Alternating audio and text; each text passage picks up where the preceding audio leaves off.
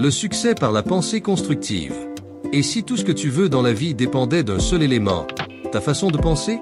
Tu veux transformer ta vie. Alors commence par transformer ta manière de penser. Quand tu développes une pensée constructive, tout change.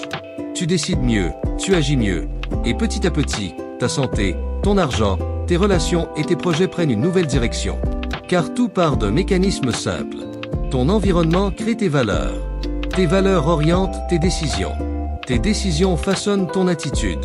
Ton attitude détermine ton comportement. Et ton comportement construit ton destin. Un destin d'abondance ou de manque. De confiance ou de doute. De joie ou de souffrance. Dans le succès par la pensée constructive, Napoléon Hill et W. Clement Stone montrent comment ce principe transforme la vie de ceux qui décident d'adopter une attitude mentale positive. Chapitre 1. L'être le plus extraordinaire.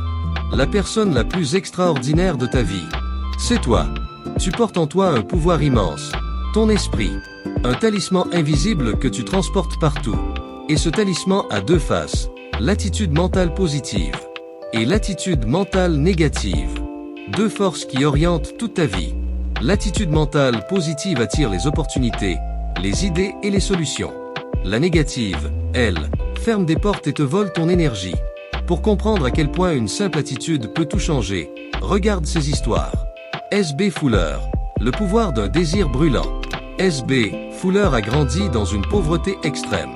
Rien ne semblait lui être favorable. Mais il avait un trésor que personne ne pouvait lui enlever. Un désir ardent de réussir. Il vendait de porte en porte, souvent dans le froid, parfois ignoré, parfois rejeté. Mais il gardait une idée fixe. Je suis destiné à plus. Ce n'était pas de la magie. C'était une direction mentale. Il pensait à ce qu'il voulait atteindre, jamais à ce qu'il voulait éviter. Il nous enseigne ceci. Ce ne sont pas tes conditions qui construisent ton avenir, mais la direction de tes pensées. Clem Labine. Transformer une blessure en signature. Clem Labine, joueur de baseball professionnel, a connu très jeune une blessure à l'index de sa main de lancer. Une blessure qui aurait pu devenir une faiblesse, mais qui l'a forcé à revoir toute sa technique. Privé d'une partie de sa force, il a appris à compenser avec la précision, la rotation, le contrôle. De cette contrainte est née une courbe unique, un lancer redouté en Ligue majeure.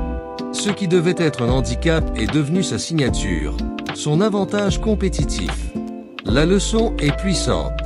Une limite peut devenir ton arme la plus redoutable, si tu la regardes avec la bonne attitude. Henry J. Kaiser. La joie dans le travail. Henry J. Kaiser aimait dire: trouvez du plaisir à ce que vous faites, et le succès vous trouvera. Il voyait son travail comme une mission, pas comme une obligation. Et grâce à cette attitude d'enthousiasme, il a bâti un empire industriel. Pas juste avec des méthodes, mais avec la joie de créer, d'aider et d'innover. Le message est clair. La joie n'est pas un effet du succès. C'est une cause du succès. Henry Ford. La persévérance comme moteur. Henry Ford n'est pas devenu un génie de l'automobile du premier coup. Il a échoué plusieurs fois, perdu de l'argent, recommencé, amélioré. Lorsqu'on lui demandait comment il faisait pour continuer, il répondait simplement: continuons à chercher. Poursuivons notre travail. Pas de fatalité. Pas de négativité. Juste une attitude orientée vers la solution, encore et encore. Ford nous rappelle que le succès n'est rarement une ligne droite, mais une succession d'ajustements.